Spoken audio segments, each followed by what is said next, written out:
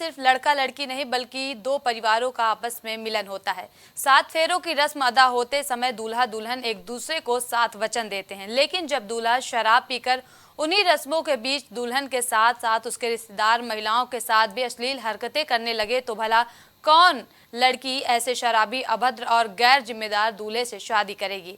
ऐसा ही एक मामला बुंदेलखंड के महोबा से सामने आया है, जहां शादी समारोह में जयमाला के बाद 7 फेरे के रस्मों अदा करने के दौरान शराबी दूल्हे ने दुल्हन की बुआ से छीटाकशी की और अश्लील हरकतें की। वहीं शराबी दूल्हे की हरकत से परेशान नई नवेली दुल्हन ने शादी से इनकार कर दिया।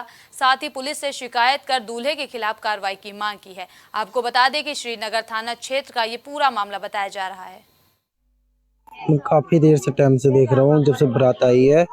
बारात में भी झगड़ा हुआ है इनका आपस में काफी, और दूल्हा भी भाग रहा था तो हमने जैसे तैसे मनाया, उनका पैर भी पकड़े तो जैसे तैसे माना दूल्हा। और फिर जब भावरे के टाइम आया तो वहाँ पे भी लैंग्वेज बदतमीजी कर रहा था। कभी मेरी बुआ को छेड़ रहा है, कभी मेरी बहन को छेड़ रहा है और कभी मेरी चाची की लड़की को छेड़ रहा है। तो काफ़ी टाइम से बदतमीजी भी कर रहा है। तो मेरी बुआ को बोला कि चल तू कमरे में, तुझे बताता हूँ। तो बुआ ने बोला देखो तमीज़ से बोलो, एक बार की हमने साइन की, दोबारा बोल रहा है कि नहीं चलो तुम कमरे में, दिखाता हूँ ना मैं। तो मैंने बोला कि देखो तमीज़ से बोलो, इज्जत से। तो बस कुछ नहीं, कपड़े कुपड़े छोड़े सारे वहाँ पे और गेट तोड़ के भाग गया। दूल्हा यहाँ पे आया जैसे भावरों में, तो पहले लड़की को छेड़ने लगा।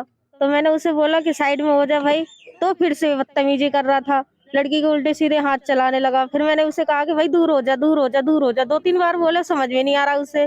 फिर वो बोल रहा है कि मैं किसी गाली दे रहा था उल्टी सीधी किसी भाई। यहाँ पर शादी में हल्दी सल्दी लग रही थी, तभी बुआ से कुछ गंदी हरकतें बोलने लगे। तो हमने बोला क्यों ऐसे बोल रहे हो, तो वो सब फेंक के कपड़े अपने फाड़ के भाग गए। यहाँ पर झगड़ा चल गया था।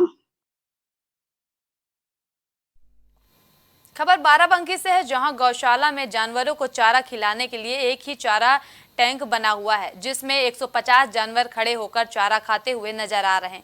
बाकी जानवरों को नीचे खुले में भूसा चारा फेंक दिया जाता है। कमजोर जानवर को भूख प्यास से तड़प कर अपनी जान गंवानी पड़ती है। ना उनके पीने के लिए सही व्यवस्था होती है और ना ही खाने के लिए सही व्यवस्था। खुले में बरसात हो या कड़ाके की ठंड और तपती धूप में बाहर खड़े होकर अपना जीवन बिता रहे हैं। आप लोग भूसा नीचे का जानवर खिला रहे हो? क्योंकि एक चरही बनी है, उसमें 100-150 जानवर खाते हैं। बाकी जो नहीं पाते हैं तो उनको हम नीचे दे देते हैं। लगभग जानवर कितने हैं? जानवर मान के चलो 350-400 के आसपास। कौन सा गौशाला है? एक गौशाला लैन का। एक चरही है, इसमें जानवर 150 बहुत है, खा सकते हैं। जानवर 500 हैं, इसलिए ज़मीन में खिलाया जा रहा है भूसा। इसके लिए बिलाट से कोई भी नई बनवाई गई चरही है, पानी पीने के लायक है या केयर टेकर रूम है? कुछ है? कुछ नहीं है, केयर टेकर रूम कोई व्यवस्था नहीं है और ना बिजली की व्यवस्था है। इंजन से पानी भरा जाता है पैप बिछा के। हर गौशाला में सबमर्सिबल है या मोटर बांध के पानी भरा जा रहा है? यहाँ 11,000 लाइन है, ट्रांसफार्मर रखेबे नहीं कहीं ना। जानवर हैं, चरही कितनी बनी है खाने के लिए? चरही एक है जिसमें 150 जानवर खाते हैं और बाकी जमीनों में खिलाया जाता है। बाकी अब जमीन में खिलाते हैं। अभी तक पहरा था तो पहरा ला के ग्राउंड में डाला जाता था, पहरा सिखाते थे। अब 2-3 दिन से पहरा ही खत्म हो गया, हरा चारा भी नहीं।